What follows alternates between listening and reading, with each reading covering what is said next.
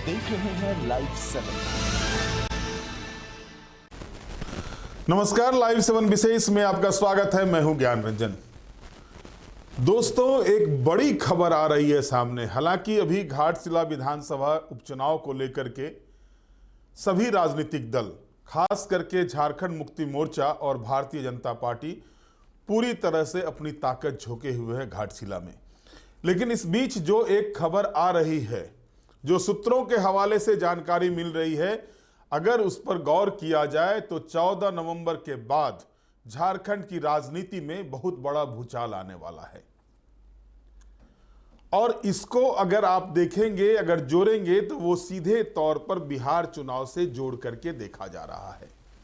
जो जानकारी मेरे पास सूत्रों के हवाले से आ रही है कि हेमंत सोरेन कैबिनेट में बड़ा फेरबदल होने का संकेत मिल रहा है। यानी 14 नवंबर के बाद हेमंत सोरेन की कैबिनेट में बड़ा फेरबदल हो सकता है। और ये फेरबदल जो है वो कांग्रेस और राजद कोटे में होना है। जो जानकारी है उसके हिसाब से मुख्यमंत्री हेमंत सोरेन एक साल जो पूरा होने वाला है 28 नवंबर को, आपको याद होगा कि 28 नवंबर 2024 को मुख्यमंत्री हेमंत सोरेन ने ओथ लिया था और उसके बाद उनके कैबिनेट का विस्तार 5 दिसंबर 2024 को हुआ था। और 28 नवंबर 2024 को जो हेमंत सोरेन ने मुख्यमंत्री पद की शपथ ली थी, उसके बाद कांग्रेस पार्टी से उन्होंने नाम मंगाया था। कांग्रेस पार्टी ने जिनका नाम दिया उनको मंत्री बनाया। हालांकि आपने देखा उस समय भी मंत्रिमंडल के विस्तार में जो ज़्यादा समय लगा था, उसके पीछे भी कहा यह जा रहा था कि जिन नामों को कांग्रेस पार्टी ने आगे किया है, मुख्यमंत्री उन नामों पर सहमत नहीं थे। लेकिन चूंकि गठबंधन की सरकार चलानी थी, तो बाद में जाकर के ये निर्णय हुआ कि कांग्रेस पार्टी के कोटे से जो नाम भेजा गया है उन्हीं को ओथ दिलाया जाए। लेकिन एक वर्ष जो पूरे होने वाले हैं, 28 नवंबर को इस सरकार का एक वर्ष पूरा होने जा रहा है। इस दरमियान मुख्यमंत्री हेमंत सोरेन ने हर मंत्रियों के कार्यों का आकलन किया है। जो विभाग जिनके पास दिए गए हैं उनके विभागवार आकलन किया तो जा ही रहा था, लेकिन अब जानकारी मिल रही है कि हर मंत्रियों के कार्यों की समीक्षा मुख्यमंत्री खुद कर रहे हैं। अपने इनर अपने पास मंगा करके सारे फाइलों को भी वो देख रहे हैं। ये भी जानकारी मिल रही है कि कई मंत्रियों के कार्यों से मुख्यमंत्री खुश नहीं हैं। लगातार ये देखा जा रहा है कि मंत्रियों के द्वारा जो कार्य किए जाते हैं उससे सरकार पर विपक्ष को हमला करने का बार बार मौका मिल रहा है। सारे चीजों को ध्यान में रखते हुए ये कहा जा रहा है कि बहुत जल्द जो है हेमंत कैबिनेट में बड़ा फेरबदल होने जा रहा है। अब किन मंत्रियों पर गिरेगी गाज, ये तो देखना होगा। मुख्यमंत्री का फैसला होता है, मुख्यमंत्री निर्णय लेंगे। लेकिन ये तय मान के चलिए कि राज्य के स्वास्थ्य के लेकर के मुख्यमंत्री काफी चिंतित हैं। और जो चीजें लगातार सामने आ रही है स्वास्थ्य विभाग के, उसको लेकर के भी मुख्यमंत्री काफी गंभीर हैं। मुख्यमंत्री ने जो आयुष्मान के साथ जो जोड़ा था कि असाध्य रोगों के लिए जो राशि ज्यादा देने की बातें की थी मुख्यमंत्री ने, वो मुख्यमंत्री के ड्रीम योजना में से एक था। उनकी मंशा थी कि राज्य में स्वास्थ्य सेवा को लेकर के राज्य को और विकसित किया जाए, ताकि जो लोग बाहर जाते हैं इलाज के लिए, वो दबाव, बाहर जाने का दबाव कम पड़े। साथ ही साथ अन्य क्षेत्रों में भी मुख्यमंत्री की मंशा थी, खास करके जो रोजगार की बातें आती हैं। क्योंकि ये आप मान के चलिए कि कोई भी सरकार होगा, चाहे वो किसी भी दल की सरकार हो, सरकारी नौकरी नहीं दे सकती है, लेकिन रोजगार की व्यवस्था कर सकती है। रोजगार के मामले में भी 1 वर्षों का रिकॉर्ड जो मंगाया गया है, उससे मुख्यमंत्री संतुष्ट नहीं दिख रहे हैं, जो जानकारी प्राप्त हो रही है। स्वास्थ्य के क्षेत्र में भी मुख्यमंत्री संतुष्ट दिखाई नहीं दे रहे हैं। आप समझ सकते हैं कि इशारा किस ओर है। दूसरे तरफ बिहार विधानसभा चुनाव में जिस तरह से झारखंड मुक्ति मोर्चा को 0 सन्नाटा यानी 0 पे आउट कर दिया गया इंडिया गठबंधन में रहते हुए भी, जबकि मुख्यमंत्री ने गठबंधन में चुनाव में सीट शेयरिंग को लेकर के जो गठबंधन हो रहा था उसमें वार्ता के लिए अपने वरिष्ठ मंत्री सुदीप कुमार सोनू को और पार्टी के वरिष्ठ नेता विनोद कुमार पांडे को पटना भेजा था। बातचीत भी हुई थी, वायदा भी हुआ था, उस जगह यह कहा भी गया था झारखंड मुक्ति मोर्चा को भी सीटें मिलेगी। लेकिन ऐसी स्थिति खड़ी हुई कि झारखंड मुक्ति मोर्चा को इंडिया गठबंधन में बिहार में तो एक सीट भी नहीं मिला, लेकिन स्थिति ऐसी क्रिएट कर दी गई कि झारखंड मुक्ति मोर्चा अपना कैंडिडेट तक खड़ा नहीं कर पाया। जाहिर है कि मुख्यमंत्री को इस बात को लेकर के मुख्यमंत्री के अंदर रोष है और साफ शब्दों में आपने भी देखा था कि सुदीप कुमार सोनू ने जो प्रेस कॉन्फ्रेंस किया था गिरिडीह में, उस समय जैसा कि मैंने आपको पहले भी दिखाया था, इस शब्द का प्रयोग किया गया था, धोखा दिया है, विश्वासघात किया गया है और हम झारखंडी हैं, हम चुप रहने वाले नहीं हैं। यानी एक संकेत तो मिल गया था कि मुख्यमंत्री काफी असंतुष्ट हैं इंडिया गठबंधन के नेताओं के द्वारा, चाहे वो तेजस्वी यादव हो या फिर राहुल गांधी हो, उनके द्वारा जो ये झारखंड मुक्ति मोर्चा को दरकिनार किया गया बिहार में, इससे वो काफी नाराज थे और आज भी नाराज हैं। अब चूंकि मुख्यमंत्री हेमंत सोरेन को यह पता है कि जो बहुमत आई हुई है इंडिया गठबंधन को झारखंड में, उसमें अगर देखा जाए तो ट्राइबल वोट्स जो इंडिया गठबंधन के पक्ष में आया, उन ट्राइबल वोट्स को कन्वर्ट कराने में हेमंत कल्पना की जोड़ी का सबसे बड़ा योगदान है। हालांकि कांग्रेस पार्टी ये कहती है कि अल्पसंख्यकों का वोट, चाहे वो मुस्लिम हो या फिर ईसाई हो, उनका वोट जो है सो कांग्रेस पार्टी के साथ रहने के कारण से ही मिलता है, लेकिन ऐसा नहीं है। थोड़े बहुत माना जा सकता है कि ईसाई मतदाता जो हैं उनका वोट कांग्रेस पार्टी के कारण से इंडिया गठबंधन के पास आता हो, लेकिन मुस्लिम मतदाताओं के वोट के बारे में तो पूरे देश में ये चर्चा है कि भाजपा को जो भी पार्टी हराती है मुस्लिम मतदाता उसके साथ जाते हैं। तो जाहिर है कि झारखंड में सबसे मजबूत राजनीतिक दल के रूप में अपने आप को स्थापित किया है तो वो है झारखंड मुक्ति मोर्चा। और आप इस चीजों को बदस्तूर देख रहे हैं, लगातार 2 चुनावों से देख रहे हैं। 2019 के विधानसभा चुनाव में भी आपने देखा कि स्ट्राइक रेट झारखंड मुक्ति मोर्चा का सबसे ज्यादा था। 2024 के चुनाव में भी आपने देखा कि झारखंड मुक्ति मोर्चा का स्ट्राइक रेट सबसे ज्यादा रहा और कम सीटों पर लड़ने के बाद जब स्ट्राइक रेट ज्यादा है झारखंड मुक्ति मोर्चा का, तो जाहिर है कि अल्पसंख्यकों में जो मुस्लिम मतदाताओं का वोट है, वो वोट अगर कांग्रेस पार्टी ये कहती है कि उनके कारण से झारखंड मुक्ति मोर्चा के जहां कैंडिडेट थे वहां उनको गया, या फिर आरजेडी के जहां कैंडिडेट थे आरजेडी को गया, या माले के जहां कैंडिडेट थे माले को गया, तो ये बरबोलापन कांग्रेस का हो सकता है। थोड़े बहुत अगर मान लें तो ईसाई मतदाताओं का माना जा सकता है कि उनका वोट जो है सो वो कांग्रेस पार्टी के कारण से कन्वर्ट हुआ। लेकिन अगर ऐसा ही था तो ये भी सच्चाई है कि झारखंड में कोई भी ऐसा विधानसभा सीट नहीं है जहां पर अगर इकट्ठा होकर के भी ईसाई मतदाता वोट करते हैं किसी राजनीतिक दल को तो वो अपने कैंडिडेट को जिता सकते हैं, जब तक कि सरना आदिवासियों का और मुस्लिम वोटरों का उनको समर्थन नहीं मिलता है, पिछड़ी जाति का समर्थन नहीं मिलता है। अगर ट्राइबल की बात करें तो झारखंड में जो 26% कहा जाता है, जो 26% ट्राइबल की आबादी है, उसमें महज 4% आबादी जो है सो कन्वर्टेड यानी ईसाई मतदाताओं की है।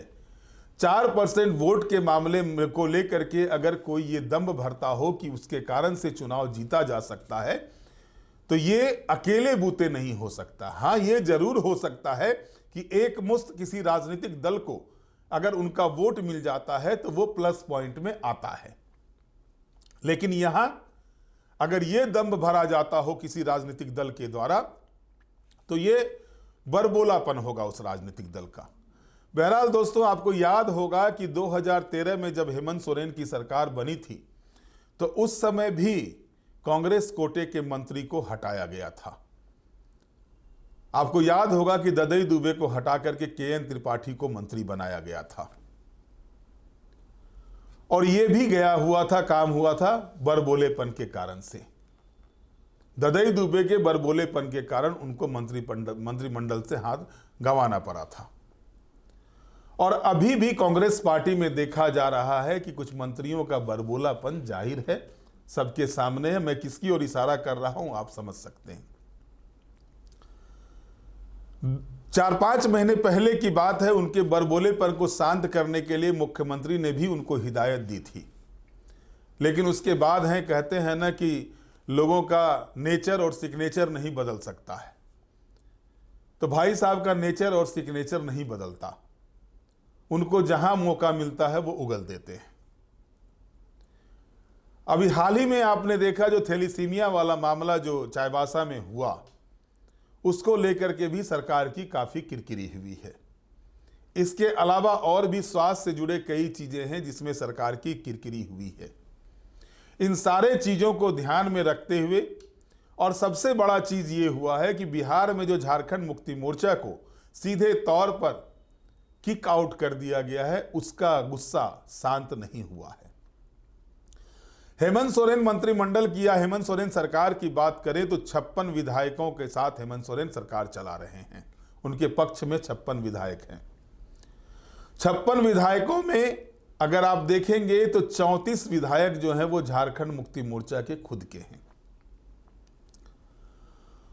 बहुमत के लिए 42 का आंकड़ा चाहिए, और जिनके पास 34 विधायक हो, 42 का आंकड़ा झारखंड में कैसे पुराया जाता है, ये आप अलग राज्य बनने के बाद से ही देखते आ रहे हैं।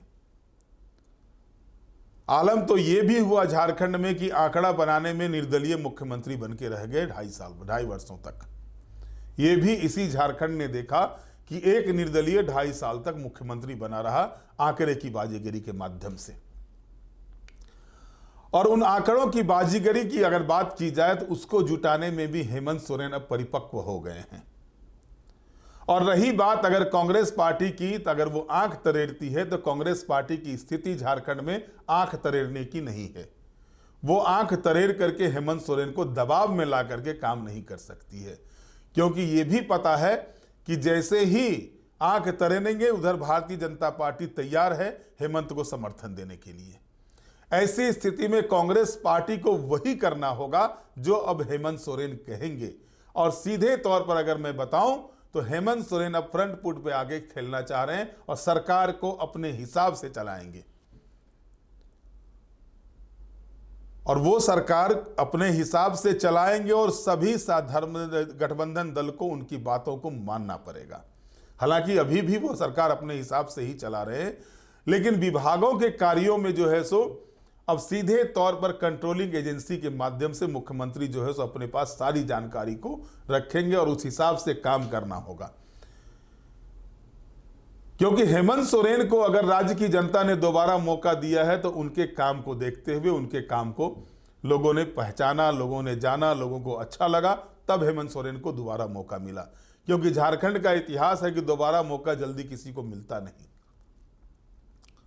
और इतना बड़ा बहुमत तो शायद नहीं मिलता जो बहुमत हेमंत सोरेन को इंडिया गठबंधन के तहत राज्य की जनता ने दी।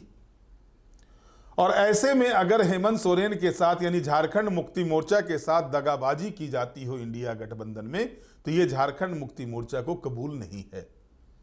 और इसके बाद जो जानकारी मिल रही है, जो सूत्रों के हवाले से खबर आ रहे हैं, आरजेडी पर तो नाराजगी सबसे ज्यादा है, लेकिन नाराजगी कांग्रेस पार्टी पर भी कम नहीं है। और उसको ध्यान में रखते हुए जो जानकारी आई हुई है, मुख्यमंत्री खुद आकलन कर रहे हैं सभी मंत्रियों के कार्यों का, हर रिपोर्ट मंगवा रहे हैं।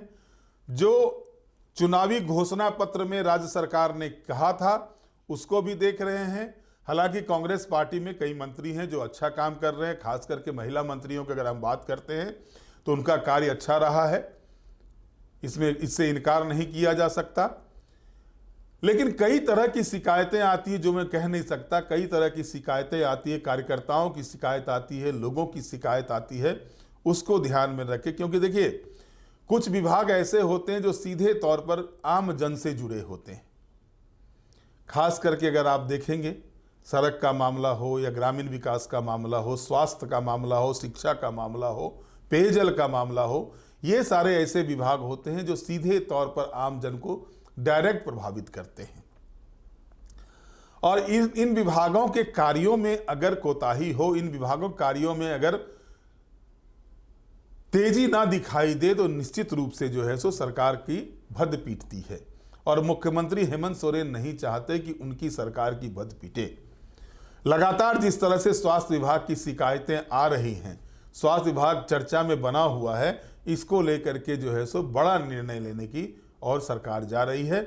और जो जानकारी मिल रही है, 14 नवंबर को घाटशिला विधानसभा उपचुनाव का परिणाम आने वाला है, और इसके बाद 15 नवंबर को स्थापना दिवस है, राज्य का स्थापना दिवस समारोह मनाया जाएगा। और जो जानकारी मिल रही है कि 29 नवंबर को राज्य सरकार 1 लाख के करीब लोगों को रोजगार देने जा रहे हैं, नियुक्ति पत्र बांटने वाले हैं। तो इन बड़े कार्यक्रमों से पहले राज्य सरकार जो है सो अपने मंत्रिमंडल में भी थोड़ा सफाई करेगी, और मंत्रिमंडल में भी कुछ फेरबदल होंगे, इससे इनकार नहीं किया जा सकता। ये पुख्ता जानकारी सामने आ रही है, और इस पर बहुत जल्द फैसला होगा। चूंकि अभी चुनाव चल रहे हैं, और आपने देखा कि बिहार चुनाव में झारखंड मुक्ति मोर्चा की ओर से कोई नहीं जा रहा है। हालांकि आप देखिए, झारखंड की पार्टियों में अगर आप बात करेंगे तो JLKM सुप्रीमो जयराम महतो जरूर गए हैं बिहार चुनाव में प्रचार करने के लिए, विपिन सर के पक्ष में प्रचार करने गए, जो खान सर के साथ चलाते हैं, कोचिंग चलाते हैं, स्टूडेंट्स को पढ़ाते हैं, उनके पक्ष में प्रचार करने गए हुए हैं वो। लेकिन झारखंड से अन्य जो दल है, चाहे वो NDA का आजसू हो या फिर इंडिया गठबंधन का झारखंड मुक्ति मोर्चा हो, इनके लोग वहां चुनाव प्रचार में नहीं जा रहे हैं। और जाहिर है कि घोषणा भी कर दी गई थी इस विषय पर। झारखंड मुक्ति मोर्चा ने साफ कह दिया था, जब मेरा कैंडिडेट ही नहीं है तो वहां क्यों जाएंगे प्रचार करने के लिए। हालांकि 2 सीटें ट्राइबल की रिजर्व हैं वहां पर, वहां फायदा मिल सकता था। पिछले चुनाव में कितना वोट आया ये अलग विषय है, लेकिन ट्राइबल समुदाय के बीच हेमंत सोरेन की सक्रियता, हेमंत सोरेन का रुतबा बढ़ा है, इससे भी इनकार नहीं किया जा सकता। तो अगर इंडिया गठबंधन के लोगों को ये लगा कि बिहार में हेमंत सोरेन की कोई प्रासंगिकता नहीं है, तो हेमंत सोरेन झारखंड में अपनी मजबूती को दिखाएंगे, और अपने गठबंधन के दलों को भी बताएंगे कि सरकार को चलाने के लिए, सरकार जो चला रहे हैं उसमें वो अपने हिसाब से चलाएंगे, और कैसे चलाया जाता है ये भी करके दिखाएंगे। बहरहाल इंतजार कीजिए कि 14 नवंबर के बाद झारखंड की राजनीति में जो मंत्रिमंडल में फेरबदल की बातें आ रही हैं, उसमें किसके सिर पर ताज मिलता है, किस पर गाज गिरती है। और मैंने इशारे में आपको बता दिया, आप खुद समझ रहे होंगे किनकी ओर मेरा इशारा है। बहरहाल आज के विशेष में इतना ही। आप हमारे साथ जुड़े रहें, हमें लाइक करें, सब्सक्राइब करें। बहुत बहुत धन्यवाद। नमस्कार।